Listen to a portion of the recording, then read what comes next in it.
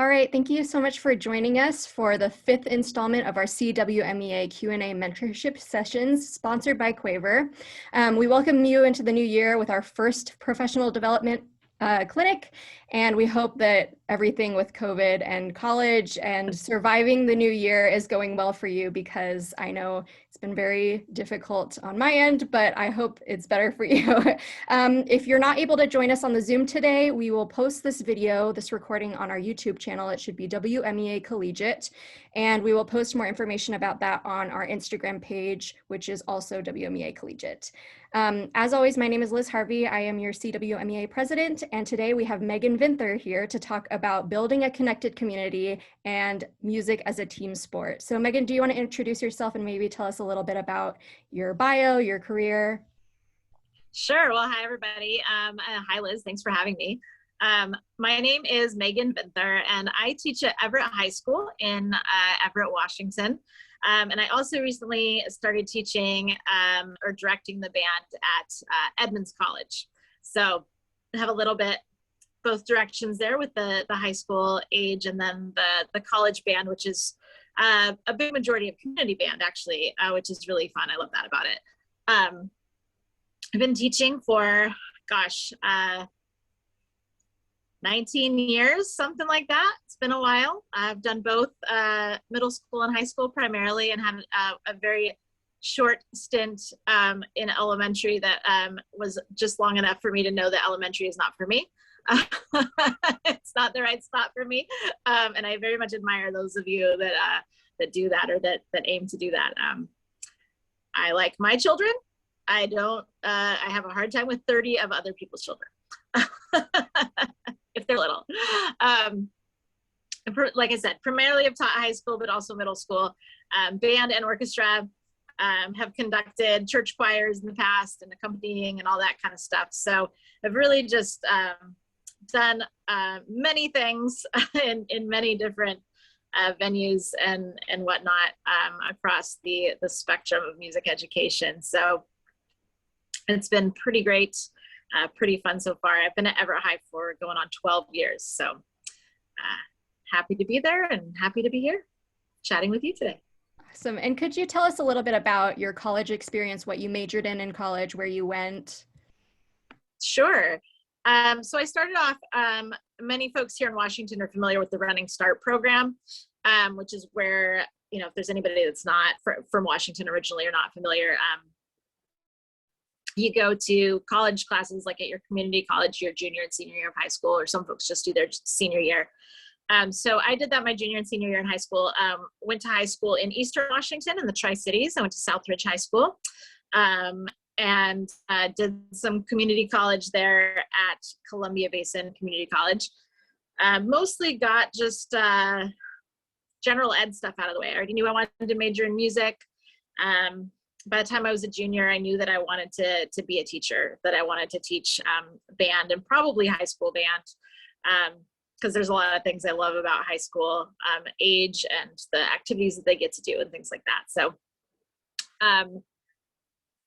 so I just got all those kind of general ed, English courses and science and math and all that kind of stuff out of the way as much as I could at the community college for free, which was great. And then I transferred or applied. I guess I came in as a freshman, and they, accepted several of my credits at the University of Oregon in Eugene, at the music school there. Studied with Ellen Campbell, who was the horn professor there at the time, and Bob Ponto was the band director at the time. And Bob Ponto was the director of the Washington All-State Band when I was a senior.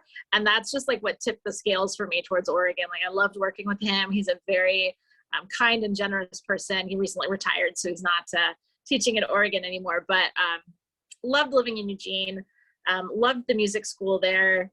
The community and everything was really great. And I loved that, I know that this is like still a thing in school, that you get to do all the methods classes. Like Liz and I were talking about that a little bit before we got started. I love that community, and I love to be able to like go into that methods class as a beginner or like a near beginner with my other music ed friends, and, you know, my string friends trying to learn how to play brass, and them, you know, just having that camaraderie of like learning something new as, you know, a young adult. And then with the, you know, with these pros on their instrument, it was such a cool thing to be able to work with our faculty in those methods classes. Those were some of my favorite classes in college was methods. And as much as I love music theory, the 8 a.m. music theory class was not my favorite slot for classes in college. After that, I went and taught out on the Oregon coast for a couple of years, and then ended up coming back up here after that. So I've been in the Everett School District for 17 years, but at Everett High, I think I said for 12 years. So. Great, that's awesome. I also have a Bob Ponto connection. He was great. A clinician at WinFest when I was in high school, and similar thing. It just kind of tipped my scale into, so that's really awesome that we have that connection. Yeah, so thank you so much, Megan, for being here. So like I mentioned earlier, we are going to be talking about building a connected community within our music programs and within the broader community, maybe our town, our district. Megan and I were emailing back and forth, and she mentioned something that I loved, which was thinking of band as a team sport. And so some of our questions today are going to be kind of discussing that idea. And some of these questions are from you guys, the CWMEA members. Some of them were what I took from our conversation, Megan, and I think it's going to be a great session. So we're just going to hop right into it with the first question, which is, have you found a successful way to get your community excited about supporting music in a similar way to sports? Well, I think the two communities that I've really taught in, so out on the Oregon coast in Florence, like I said, was my first job. And I was only there for 2 years for a number of reasons, but ended up coming back up to Washington to be closer to family, long story short. And so Everett and Florence are kind of the two communities that I've taught in so far. And they're strikingly similar. Florence is a small town. There's only like 7,000 people or something in Florence. There's one high school, and band really was very popular there. We had, I don't know, maybe 800 or so kids in the high school total, 700. And I had close to 15 to 20% of the school in my program, which I think was really a testament to not me, because I was only there 2 years, but I think to that school and to that community, and how they just set up that it was expected that we shared kids, right? You know, it's a rural community. So a lot of kids, you know, had jobs either, you know, at home if they had a farm situation, or they had jobs in town. It's a tourist town. And, you know, and they were into sports, and they were, you know, doing honor society and all these kinds of things. Kids were just involved in kind of everything. And band was a part of that. And so, you know, the band was a big part of the community. And I just kind of walked into that situation, right? I didn't really do any work to create that. It just kind of happened. And but I appreciated that. And I think it kind of got that idea going for me of like how band could really represent or be, and I say band, and I really just mean like all music, right? It's, you know, band is kind of where I come from, even though I've done choir and orchestra in the past, but you know, I really think it applies to all programs across the board, and all ages too. You know, I think that, you know, I see like my kids, my two younger children, their elementary music teacher had a glee club, and they would go sing at these things and around town. And so it really just kind of, you know, brought that community in to be like, this is our elementary school and these are our kids. And it was really cool.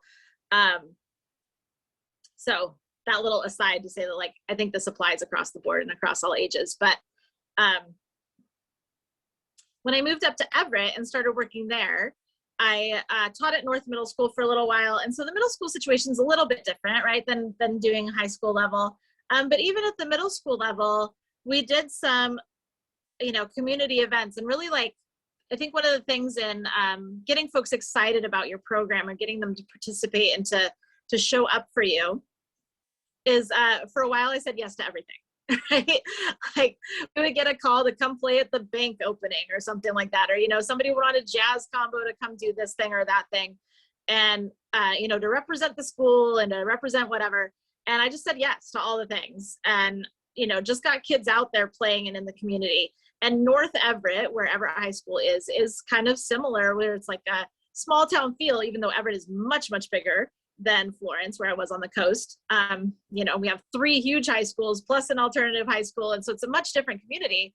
But I think in North Everett, it still has kind of that little bit of a bubble feel of like, this is our smaller sub-community within the greater area of Everett and Snohomish County. And I think part of the reason it feels that way is that we can kind of get out and do those things. And so depending on the year, depending on the season, we've done lots of different activities out with the community. We had one year where we qualified to go to this big jazz festival in Savannah, Georgia, called Swing Central. And a lot of my kids are low income. We couldn't afford really to go with just, saying, "Okay, kids, here's your bill, right? Let's go to Savannah." And we just rallied and played everywhere we could. We talked to everybody we could. And our community funded the whole trip. No, not a single kid paid a cent, right? Everybody had their whole fees paid for. Everybody had their meals all covered. I had a couple kids who needed a new pair of slacks or a new pair of shoes. We bought them for them. Like, we just, people showed up. And I think that it really just goes both ways, right? Like, if you want people to show up for you and support your program, then you got to get out there a little bit and put yourself out there so they see you. And be willing to do those little, like, coffee shop opening or whatever it is, right? And not to say that, like, I don't know, the older I get, the more I worry about, like, work-life balance. And maybe I should have been more concerned about that in my 20s and 30s. But I think a little bit goes a long way, really, and even within your, like, smaller sub-community of your school. I've had folks would, like, teach their whole band how to play Happy Birthday. And then when it was another staff member's birthday, they'd send like 3 kids over to their room to play Happy Birthday. Seems silly and cheesy, but it's a little thing that, like, you remembered somebody, you show up for them. And then, the next time you need to pull those kids out of class for a rehearsal or something, it's going to be a lot smoother. So I think any of those little things kind of just start to help that along. Yeah, I think that's a really great answer. I loved what you said about having to have the mindset of sharing kids. So, and I have a kind of a follow-up question for you.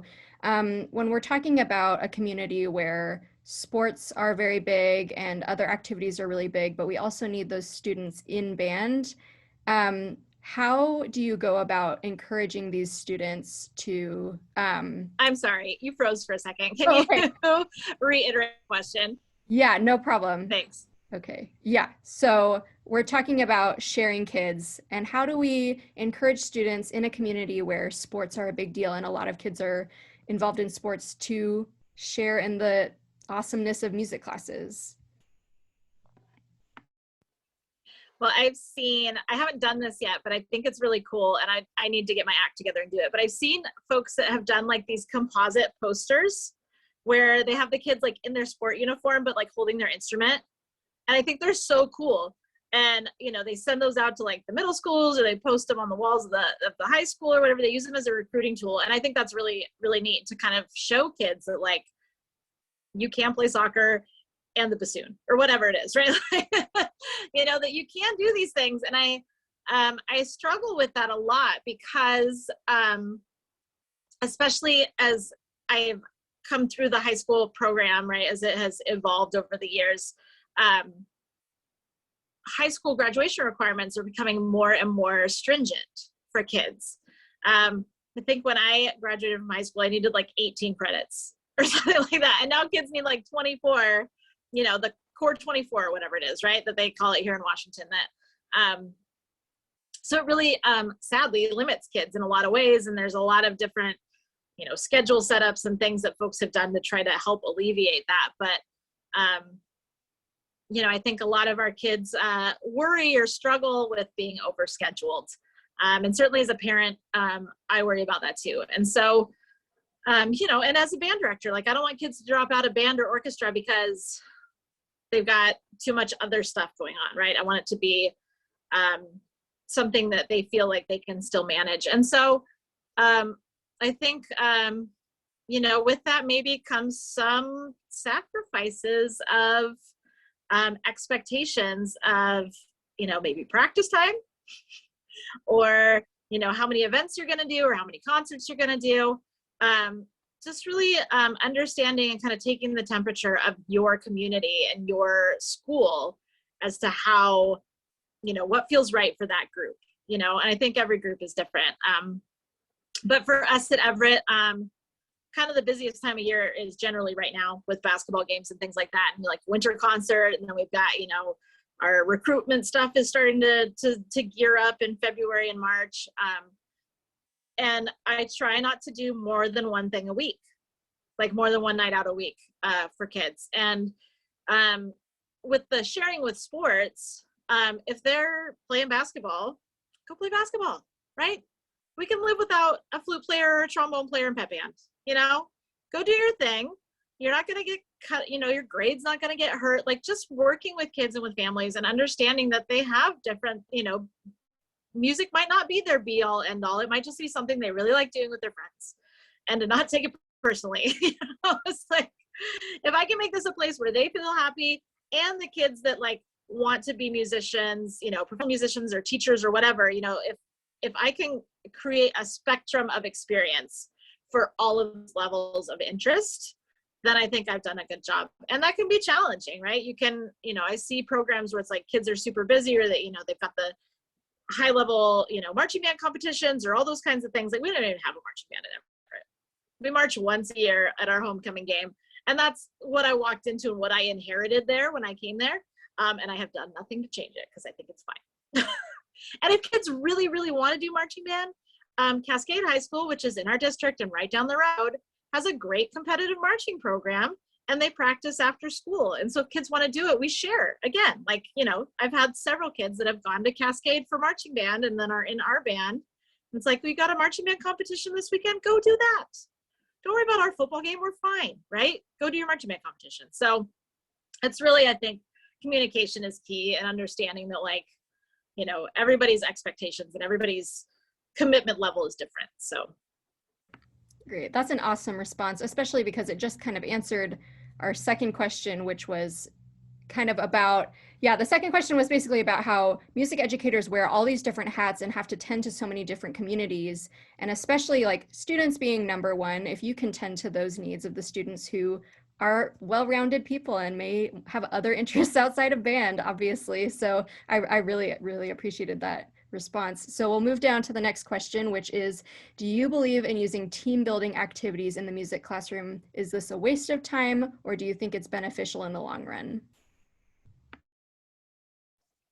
Well, one of my jobs when I was younger in like late high school and early college was like a camp counselor.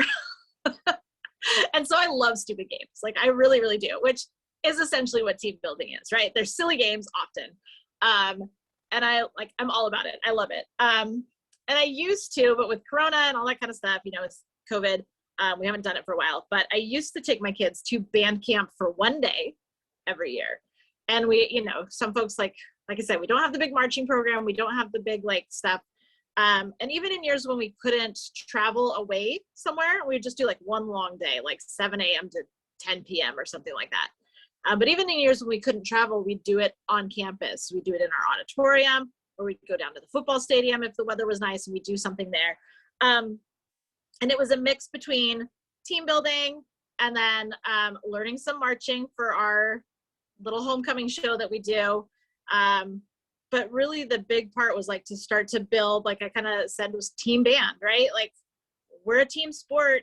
We don't, you know, if one person is, you know, out of step, whether you're talking about marching or musically, you know, that's going to stick out. We all know that as musicians, right? That if, you know, if one kid in your math class fails their math test, that's not going to hurt you.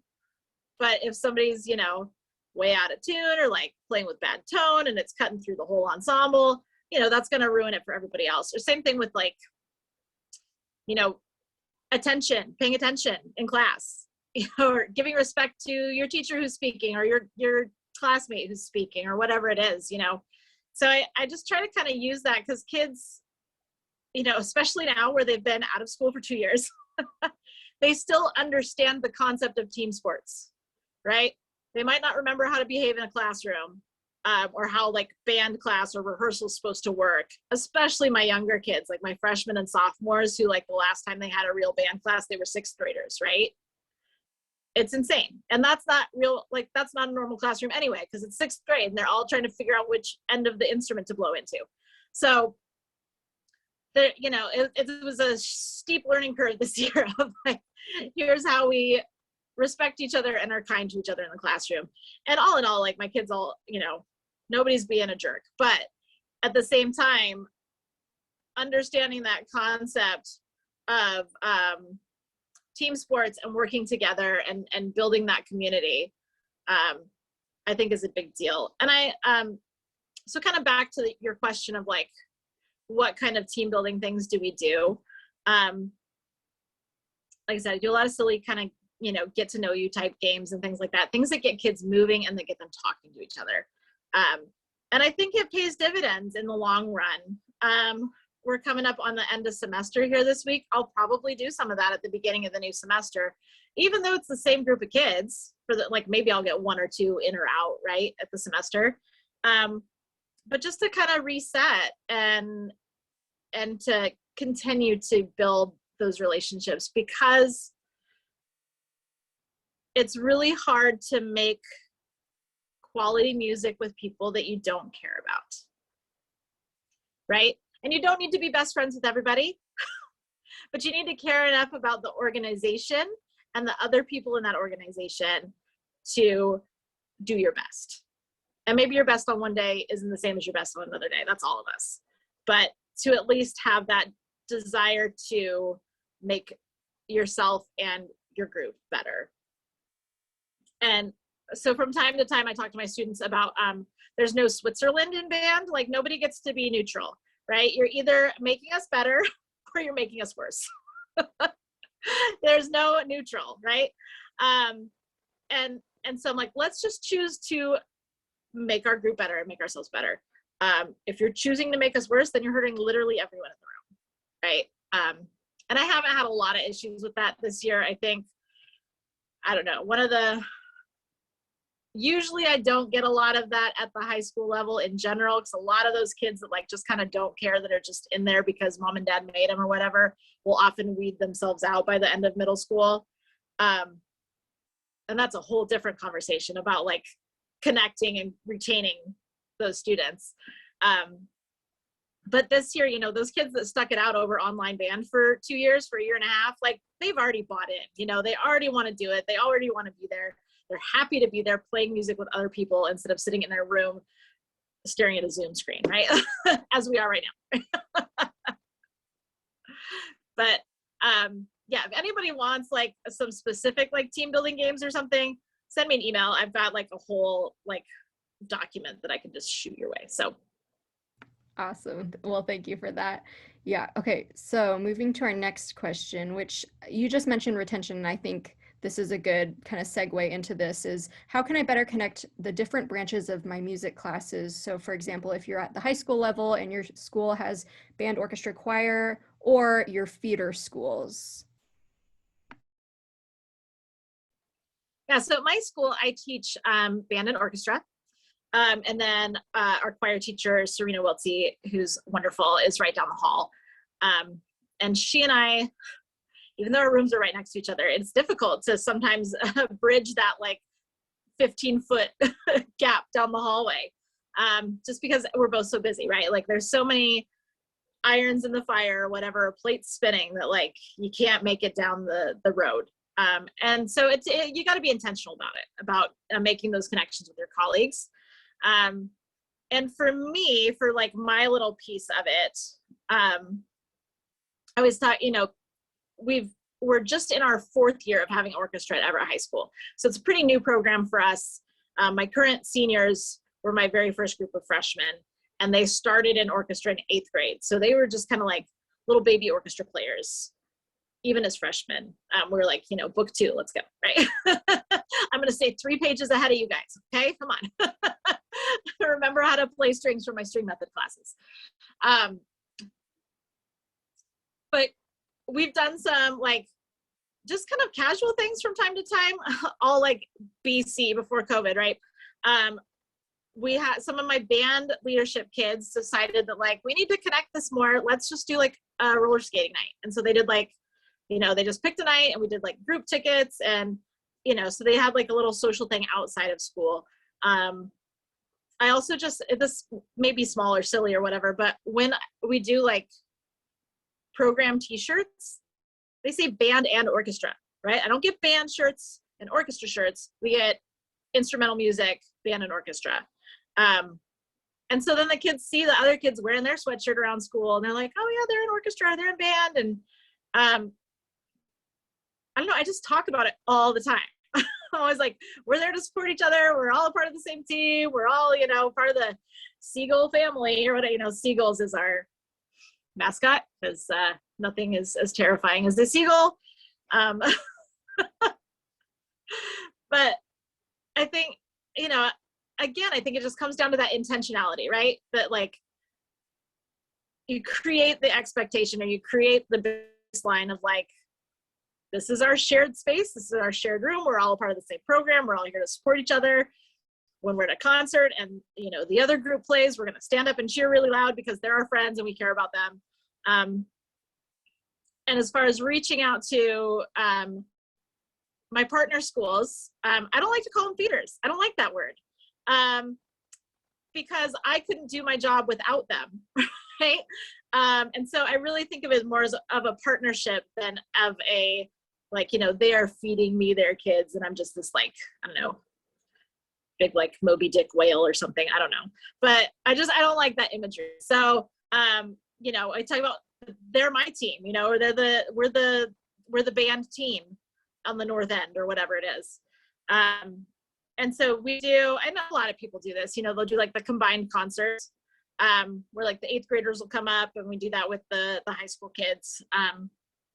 So we do that with all groups. So that's part of why my life is crazy coming up in the next couple of weeks. So we have a jazz night with our jazz band and, you know, 8th grade groups.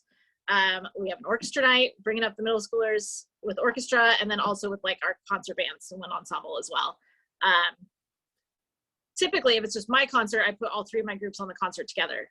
So that's another thing that just kind of like, here is our program concert, right? We are all together in this.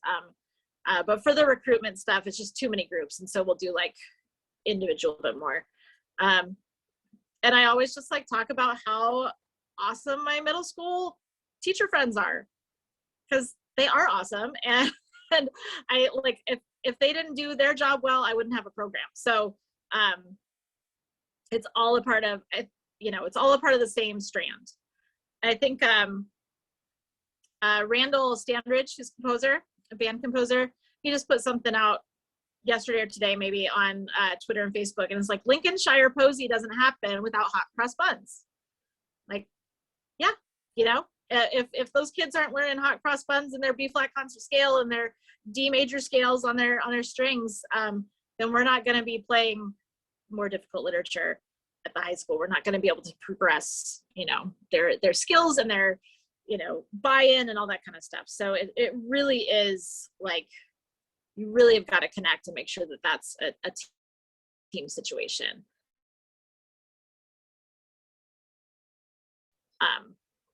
But okay, sorry, I had a frozen moment, but we're good now. Okay, so yeah, that's all great information. And I loved what you were saying about not using the word feeder, because I think that's kind of our go-to, but you're right, it's totally a team. And I also love this idea of you can't have this amazing band literature that we dream of playing or conducting or whatever without the essential elements books or whatever is step 1. So that's a really, really great way to think of it. Our next question you've touched on a little bit, but I think it's still really important. What are your tips for engaging students who may not be very invested in band? How do we get them to be part of the team? Yeah, I think, I don't know, I have a special place in my heart for those kids. um, Even though I was like 100% all in band kid growing up, right? I was like, I knew before I even got to middle school that I was going to be in band. I have an older brother and he was in band. He played trombone. And I just knew like, this is my destiny, right? This is what's going to happen. I started playing piano when I was a tiny child. Like music has always been a part of my life. And so it kind of wasn't even a question for me whether or not I was going to be involved. But those kids that are kind of like on the fence, or they're just kind of like, you know, and their trumpet kind of points at the floor a little bit, or, you know, I don't know. I just like, I try to make it a point to talk to them every day or every couple days. Or if they're gone, you know, be, oh, where were you? We missed you. Oh, I'm glad you're back. And just, I don't know. Maybe it feels like a little bit fake, but that's not my intent. But I think if you let kids know they belong and they have a place there, then that's gonna, you know, make them want to stay. And maybe they want, you know, you're not going to win everybody, right? Like you're not going to get everybody to stick around. You're going to have those kids that, you know, drop out for whatever reason. And anytime I do have a kid drop, which, you know, happens every year, right? I'll thank them for their time. And I'll tell them I don't take it personally. And I'm like, hey, if you see me around campus, say hi. You're always welcome back here. You know, if you miss it, come back. If you don't miss it, that's okay. It's okay. You know, it's not about me. I mean, maybe it is sometimes. Maybe we're like, she's terrible and we hate her. And that's fine too. But like, I'm not going to take it personally. But at the same time, I think our students, whatever age they are, right, kindergarten through 12, are going to remember how we treat them. And I have met so many adults that when I, you know, they, oh, what do you do? Well, I'm a band director. You know, they either say, oh, I loved band, or orchestra or choir, or whatever group they were in, right? Oh, I loved my high school music. I loved being a part of that. Or, well, I played in middle school and then I quit. I wish I still played, right? I get that one. And rarely I'll hear, oh yeah, I was in band or orchestra or choir or whatever, and I really hated it. And my teacher was awful, right? It always comes back to that. Or my teacher was really mean. Or it's never like, I hate the saxophone, right? It's always a relationship. And so I don't want to be that person for a kid, right? I don't want to be the person, and I'm sure I've made mistakes, right? I'm sure that I am that person for a couple people, but I don't want to do that to a child, right? They're kids, they're children. Even if they're taller than me, which most of them are, they're still kids. And so I don't want to be that person that shuts them out or cuts them off because they make a choice that they feel good about, that they want to make. Maybe they want to get so hard. We talked about this earlier with the scheduling, right? It's so hard to do something for 4 years in high school. And so kids really have to make a big commitment and to figure out their schedule and all the moving pieces to stay in a program for 4 years. And so a kid that's doing that is really making a solid choice of, this is something I want to do. And sometimes kids are kids and they're like, I tried it, it's okay, you know, whatever, I want to go try this other thing. And you just can't make it about you. You have to be like, oh, that's you know, oh, I had a kid that, man, he was a great bass player. I had him in orchestra when he was a freshman. I was like, this is going to be awesome. I'm going to have this great bass player for 4 years. And he quit after his freshman year because he wanted to do we have like a medical pathways thing for students, which is really cool because we're right down the street from the hospital. And they do all these really neat things with the, you know, combining with our students in the hospital and all these kinds of stuff. It's really cool. But he's like, yeah, I think I'm gonna, you know, I think I need to drop it because I want to do medical pathways. I've taken anatomy and physiology and blah, blah, blah. And I was like, oh man, you know, that sounds really cool. It sounds like you're really interested in that. It's gonna be great for you. Have fun. Come say hi sometimes, you know? Like, they're just kids. They're just children. They're making choices that, you know, maybe they don't know what they want to do, and that's fine. It's okay. Yeah, I think a lot of our collegiate members are going to really resonate with what you said about, I was the all-in band kid or I was the all-in orchestra kid, where this is what we're devoting our lives to. But that is not true for 90% of our students that are going to come through our program. And so it's really important, like you're saying, to build these really respectful and positive communications and connections, relationships, like you said it was, and just giving them a space to test it out, see if they love it, see if they like it. And if not, that's okay. At least our relationship made them a better student or maybe a better person. So I really loved what you had to say about that. All right, so we're moving into our last question of the topic series before we go into the questions that all the panel or all the sessions have been asked. And this one is, what is your advice regarding building personal and professional relationships after college? So I think this question was kind of about networking after college, making your communities for yourself as a professional. So you think that this question is like once you're out of college and you've got the job, like how do you build your community and your network of other teachers? Yeah, or maybe like a support system as a sure. general. Yeah. Yeah. It helps to stick around somewhere for a while. You know, I only spent 2 years in Florence, Oregon, like I said earlier. And there was a lot of stuff set up for me that I stepped into. There was a really supportive booster club and all this kind of, yeah, there was the middle school band director and I worked really, really closely together. So there were a lot of things that I just kind of stepped into that system and it was already there. But at the same time, you know, only being there for 2 years, I didn't make a lot of connections. And so then when I came up to Everett, you know, teaching at the middle school, I was at North Middle for, I don't know, 4 or 5 years, maybe 5 years, 6 years, something like that. And I think, you know, staying in a community, finding a place where you want to be and where you want to live your life. I teach in Everett. I live in Linwood. I do not want to live in the community where I teach. And that's a personal choice. I don't want to see my students at the grocery store. No, thank you. Right? It's too weird. I don't want to do it. I don't want to see them out and about. I love them when I'm in school and I say goodbye and I go home, right? I like to have a little bit of distance there and everybody's different. Like when I was in Florence, it was totally different. It was like, and my husband and I, we were already married.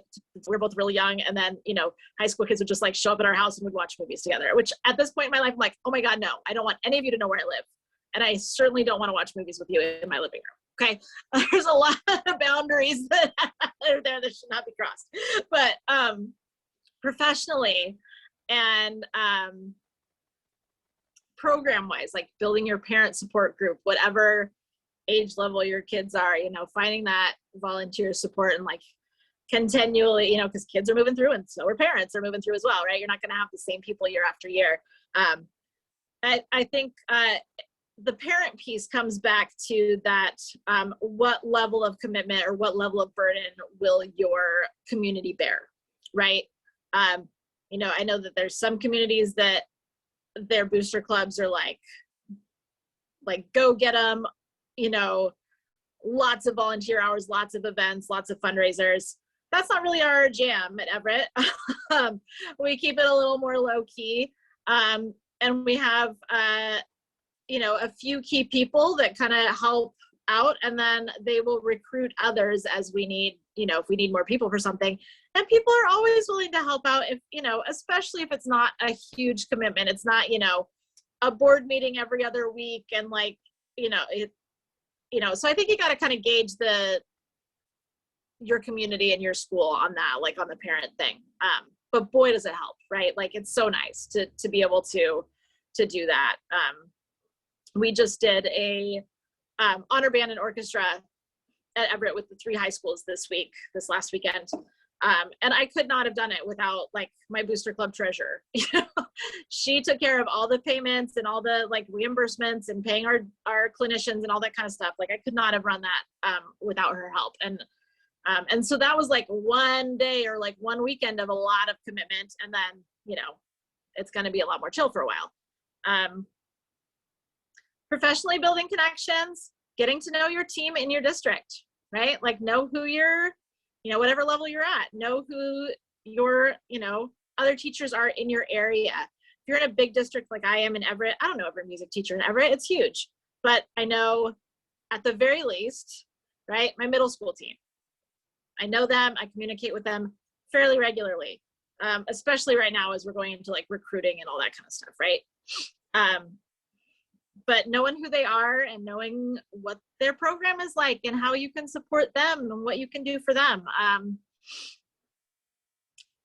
Outside of your district, being involved in your MEA, really great.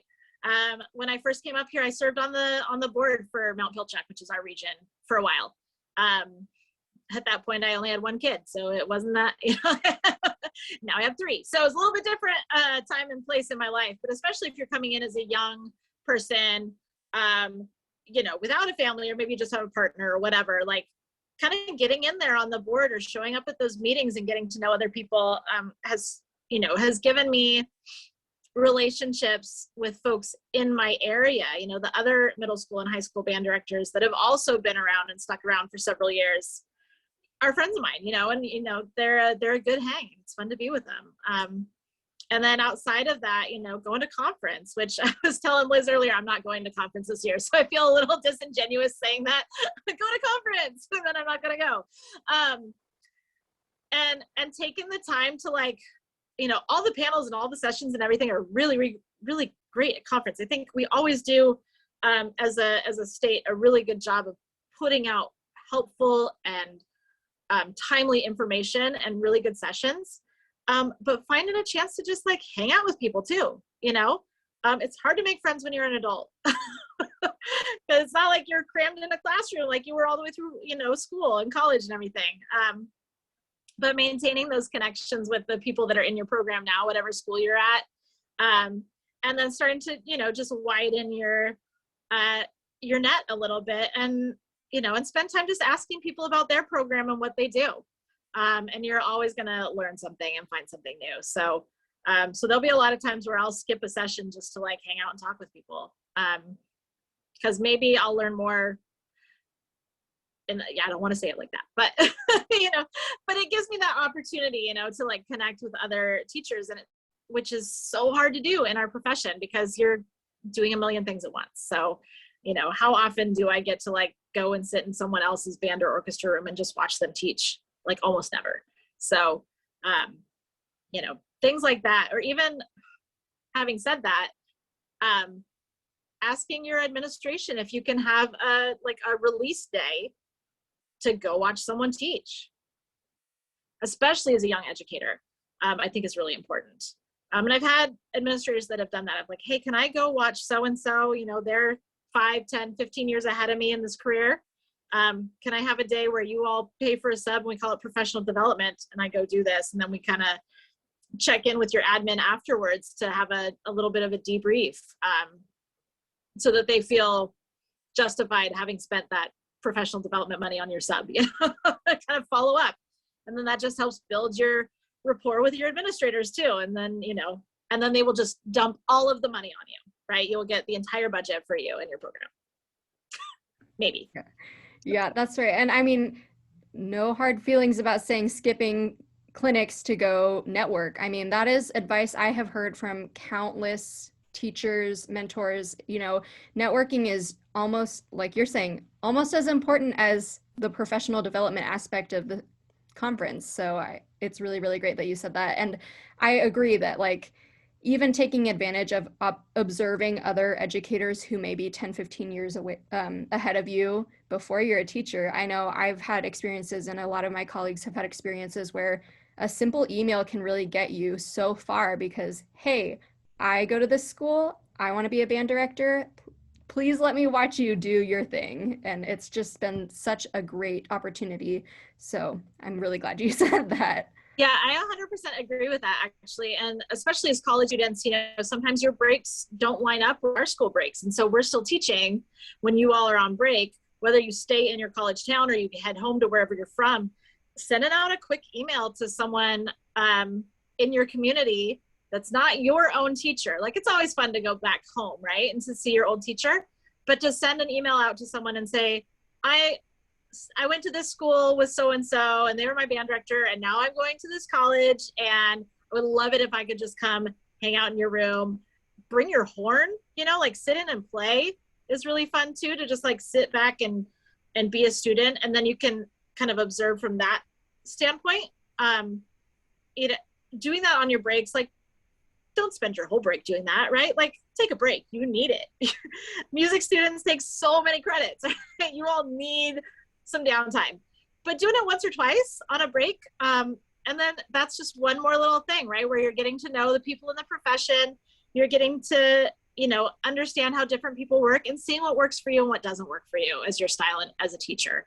I think networking is so much more about learning about yourself as a teacher and what works for you than it is about like, I don't know. I think about networking in like the business world is like, I got to get ahead and like network and get with this person so that I can like, you know, climb the ladder or whatever. And I don't see it that way in music education. I feel like it's much more collaborative and much more like, you know, we're social people, even if we're introverts, which I am. Like I need to like recharge once after I'm with people.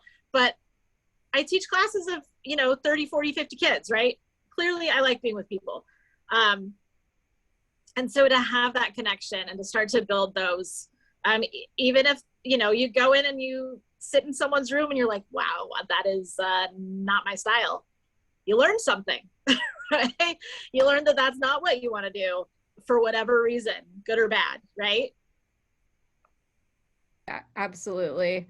So I think this is a good transition into, you know, this awesome advice you're giving. So one of our questions that we ask in every session, which is kind of a loaded question, is what is one thing you wish you knew before becoming a music teacher? Something I wish I knew before becoming a music teacher. I wish, okay, so my first job in Florence was a little bit of a mess when I got there. And it had been like, there was someone who'd been there a really long time. And then there was someone who was there for like 2 years before me, who kind of came in as like a stopgap transition person, right? Or as I sometimes say, a sacrificial lamb, right? And then I came in as a 22-year-old who looked about 14. It's like, I'm not a large, I was a very small person and looked really young. And both of those people that were before me were men in their 40s and 50s. When I was hired, I do think gender and age play into this. Otherwise, I wouldn't like mention it. But when I was hired, the vice principal hired me. The principal was out of town or something, but the vice principal was running the interview committee. And when the principal got back, so like after I'd been hired, signed all the paperwork or whatever, and maybe it's worth noting the vice principal was a woman and the principal was a man. I don't know. Maybe it had something to do with it. But when he got back, he told me he would not have hired me. And I was like, well, there's a vote of confidence for you on your first job, right? Like, that's what I want to hear. I feel like I wish I had known. I went into that job a little bit like, I have learned everything there is to know about teaching music because I have a music degree. And I am going to make this program exactly the way I want to do it immediately. And one of the things that Bob Ponto told me or taught me was think more evolution than revolution, right? And I, as a 22-year-old, didn't really listen to that right at first. And so I went in and I'm like, here's the new band handbook. Here's how grading works. You have to take private lessons. Like, here's all this stuff. Like, I mean, I just went way, way, way overboard. And I think coming into a program, especially something like band, orchestra, choir, whatever, right? You have to come in as a guest. And I came in as a hostile takeover, I think. I just thought like, I am gonna, you know, clean house and make this exactly the way I want it to be. And that totally didn't happen. It did a little bit over time, like, but it was a really rough start. And I think as I came into other jobs, now I've only had 3 jobs, right? I taught at Florence, I taught at North Middle School, and now I'm at Everett High School.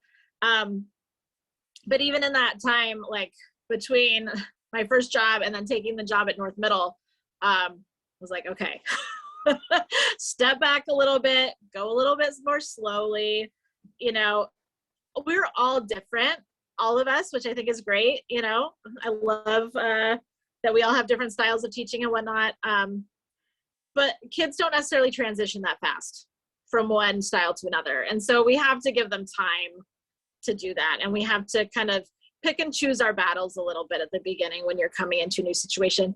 And maybe you come into a situation where you're hired ahead of time. Maybe it's like a retirement type thing, or somebody knows they're going to be leaving. And then you get to like team teach for a while. And it's this really smooth, amazing thing. I've never had that situation. But I've seen it happen and it looks super cool and I'm a little jealous. But I guess, I don't know, long story short, I guess is really like step back for a moment and take some time to figure out what's already happening and think about what is already happening that works for you, and think about what's already happening that doesn't work for you. And then how are you slowly going to change that over time?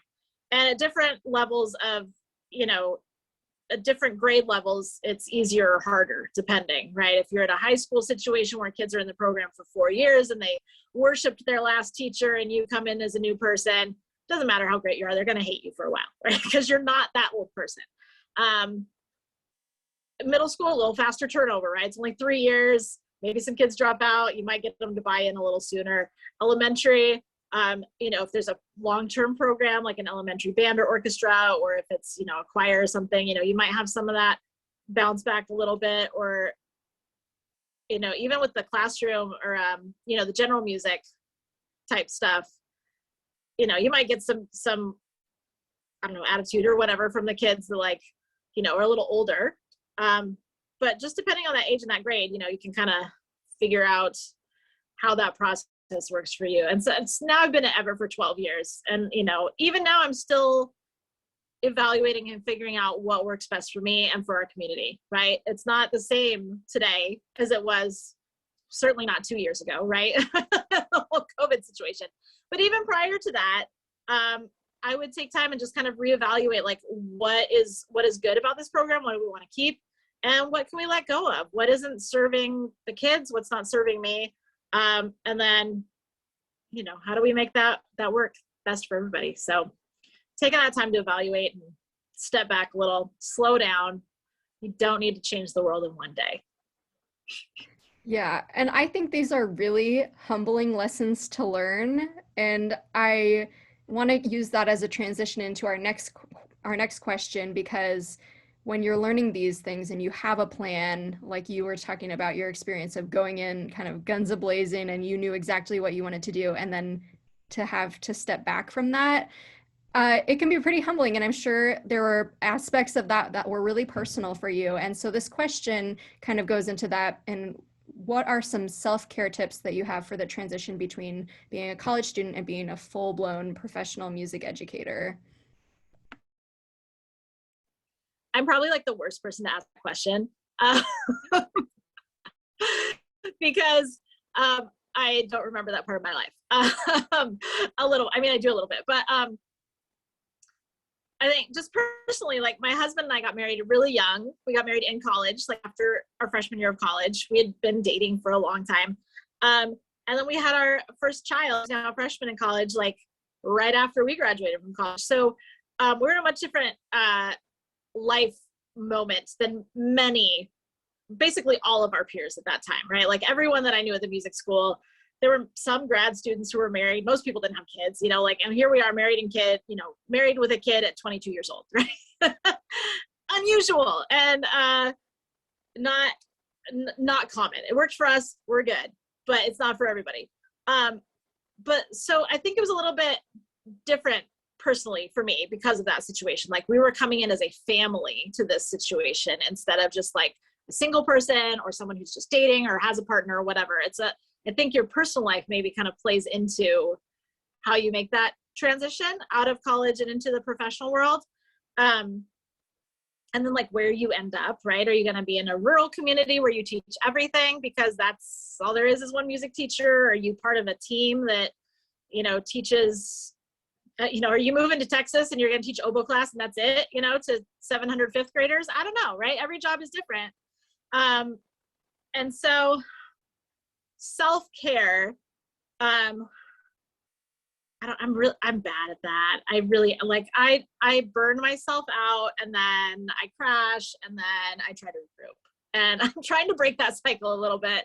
But that's certainly like this last couple of years with COVID has given me the space to really look at that and be like, my husband will say this to me a lot too. He'll be like, who makes the calendar? Like, who makes your performance schedule? I'm like, oh, it's me. Right? Like, who did this? Who made my life so crazy? Oh, it's me. So I don't know, maybe just kind of realizing that you are in charge of your destiny a little bit, that making sure that you have time to not work. Right? I think America in general, and certainly many of us that are musicians, have that kind of workaholic, perfectionist kind of tendency.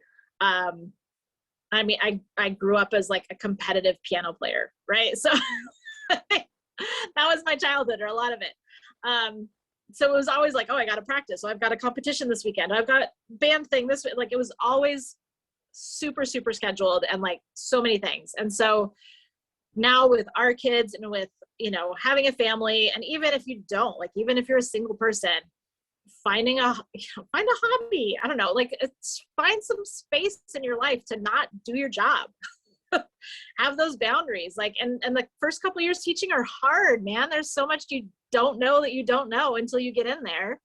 And there, you know, I could talk for 6 hours and you still, like, you know, you just got to do it, right? You got to get in there and see how it works for you, because everybody's different, as we talked about. But I think being intentional about setting boundaries for yourself, and I've been better about it lately. You know, as I get older, I'm a little bit better about it. Like, it's 3:30, I'm going home. That's it. I'm not going to put my work email on my phone, right? I'm not going to check my work email after I leave work. I'll see it at 6 o'clock in the morning when I get back, right? And I think that's a big one, is feeling like we always have to be available to people, and we don't. If it's truly an emergency, right? If something really, really terrible or emergent has happened, somebody above you is going to let you know, right? It's going to work its way up the chain. Your principal's going to just call you or whatever. Like, and I've had situations like that where something has happened and I get a phone call, and I'm present for that, but I don't need to check my email at 7 p.m. and reply to a parent who's mad at me about something. That can wait. I don't need to do it right now. So setting those boundaries, finding out what those boundaries are for yourself. What you know, what do you want your time in your life to look like? And you know, and like, one of my best girlfriends is also a band director. We met in college. We met before college at like honor band stuff. We've known each other forever. And she came up and was our guest conductor for our honor band this weekend. She doesn't have any kids. She only got married a couple years ago. She is an absolute workaholic, and she loves it. And that is her personality, and that works great for her. She does all these extra things, like, you know, helping out with her MEA, and she's on the state board. She teaches in Oregon, so she's on the WMEA board, and she does all these other things, like little community groups and stuff, and it's awesome for her, and she loves it. And for me, I'm like, I do my thing at Everett, and then I do this like college band one night a week, and that's it. And I try to really like be present for the people in my life and find a way to not overwork, right? Because you're going to burn out and you're going to hate it. And I always tell my students, they're like, how long are you going to be a band director? I'm like, as long as it's still fun, right? It's not worth it to me. And it's a disservice to our students to continue to do something that isn't feeding us, right? If our job is starting to drain us and we're starting to dread going, and I've certainly had seasons where I've been like that, then you got to step back and reevaluate and be like, okay, why do I feel this way? Why do I dread going to work every day? Is it just because I'm to 6:30 in the morning and I'm not a morning person? Or is there something like systematically that I need to address and look at in my program or in my, you know, in my life that I've like let a boundary go? And so this is like creeping in somewhere else, you know? So I think, yeah, certainly something I still struggle with is like creating and maintaining those boundaries. Yeah. And I just want to thank you for your honesty. Oh, I think I'm frozen. Can you still, oh, there Okay. we go. I lost you for a second. It must be like whenever we're both unmuted or something like that. Anyways, yeah, I just wanted to thank you for your honesty because I think as college students, and that's our audience here, obviously, we see these awesome directors like you and think she must have it all together. She must like have XYZ things she does to take care of herself. You know, sometimes the best advice is just a step back to look at not everybody has it all together. You know, not every band director is perfect, obviously. Like, we all have areas of our lives and our careers where things could be better and things could be more balanced. And so, just even recognizing that that is a thing is really, really helpful. And I thank you for your honesty on that. I am aware of the time. We've gone a little bit over, but we do have two more questions. So, we can either stop it here. I think this is a good stopping point, or if you want to keep going, we can do that as well. Why don't we go ahead and do those? Because if those are ones that you ask everybody, you know, I'd be happy to kind of fill in those gaps a little bit. Awesome. Okay, so yeah, our second to last question is, what is one thing you wish people outside of the music industry knew about the music education profession? All right, I'll try and be short on this one because I know that I've been just like talking and talking. Um, I maybe not necessarily music in general, but I think currently in our country, like there's a huge disrespect for teachers in general, right? And you know, part of it is like Corona stuff or COVID, and part like there's all these things going on, right? And so teaching as a profession in general, I think has kind of lost that respect or prestige for some people, right? There's certainly are the great parents and the great folks that are like, you know, you all are awesome. I love what you do. You know, I certainly get that feedback. But I also get the feedback of like, oh, well, you just like play your trumpet all day or whatever. You know?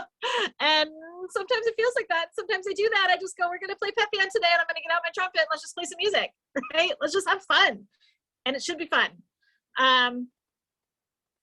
But I don't know. I think what I wish people knew about music education in general, how important it is in kids' lives, right? Like how much it means to kids.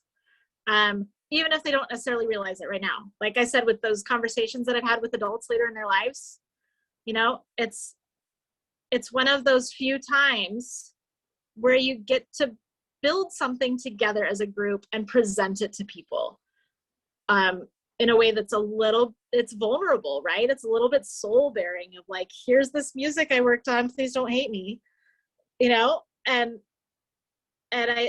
there's not a lot that happens like that in the general professional world, I think, or in our adult world. That doesn't happen a whole lot. And so just understanding how precious it is, it really is, and how important it is to kids to be in music. Because I'm gonna cry. I don't want to cry. But you know, it's literally life changing for some children, you know. It was for me. Like music saved my life, you know, and I know that's true for some people.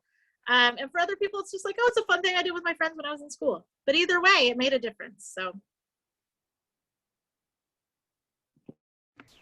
Yeah, and I think that really nicely goes back to what you were saying about, you know, almost everybody you talk to remembers if they were in a music class and has a positive experience with that. So even if they're not like us, where we're all in for music education all the time, it makes a huge impact on everybody's lives. So I totally agree with you and just love what you had to say about that. All right, and our last question is more of a fun one, but maybe a traumatizing one for you. And it is, any funny classroom management horror stories, and what are your go-to tools to combat all this misbehavior? Oh my goodness. Funny classroom management stories. I don't know. I feel like every different group of kids, right? Like your choir kids, your band kids, your orchestra kids, they're all different personalities, right? Like there's kind of like the sorting hat does its job a little bit, right? Like you observe a concert with all of these groups and you're like, okay, that kid's in this, or that kid plays that instrument. Like I think some of the stereotypes are true, right? So I enjoy that about it. And I love like how kind of dorky and goofy band kids are and like their silly sense of humor. And then when we first started orchestra at Everett, the kids were like so quiet and serious. And I was like, oh my God, how am I going to do this? they've come around. It's okay now. But at first I was like, oh my gosh, what have I done? This is not my personality, but it's great now. I've like, we've felt it out. It's all good. But I don't know. I don't know if this is necessarily like classroom management or whatever, but like I had a kid one time, trumpet player. I should have made you guess what he played. But anyway, showed up after summer break and was like, I haven't played all summer. I was like, well, you know, that happens, right? Like we get busy, whatever. I'm like, it's fine. Get out your horn. We're all going to sound terrible. Most of us probably haven't played all summer. And literally like spiders crawled out of his case. And he's like, what do I do? I'm like, maybe take it to the shop. Like, please, no spiders in your trumpet case. I don't know. The worst like classroom management stuff. I had a really rough like freshman class one year, and it really like as far as dealing with that kind of stuff when you've got like really, really difficult things, is documenting and involving your admin as much as possible. Like you don't have a foot to stand on if you don't have it documented that you've called the parents and emailed the parents and talked to the counselors and talked to the principal and like, you know, following your school's protocol. If you're just like, this kid's terrible and I hate them, get them out. You don't have, you know, you've got to have the backup of the documentation and stuff for that to fly. So, you know, I let a lot of stuff go because kids have 5 million different things happening to them. And, you know, I just try not, I don't take things personally. So there were a couple times where kids were like literally like personally attacking me. And I was like, okay, this needs to escalate up the food chain here. But yeah, for the most part, like there's a lot of things that like are just kids being silly or, you know, picking on each other in a good natured way. I think you build that community and that friendship and that fellowship in your room takes care of a lot of disciplinary issues, I think. Yeah, well, thank you so much, Megan, for being here. All of your responses today have just been amazing, and really, I think all of our collegiates will really resonate with a lot of what you had to say.